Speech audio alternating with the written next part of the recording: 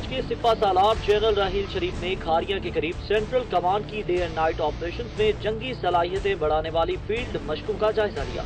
मशकों का मकसद जवानों की जंगी सलाहियतों में शिद्दत लाना है। आर्मी चीफ ने digital virtual command and control room में जदीद फौजी मशकों का अमली मुजाहिरा देखा।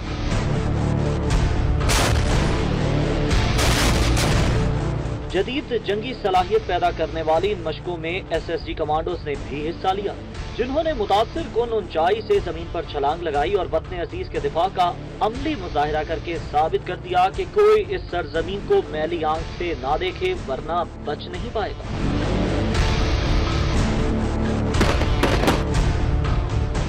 आर्मी चीफ ने अफसरों और जवानों से खिताब में कहा कि कोई गलत फहमी में जारियत की कोशिश ना करे।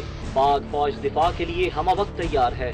पाक फौज ने दहशतगर्दी पर मुकम्मल काबू पा लिया, मगरबी सरहद से दहशतगर्दों का सफाया कर दिया।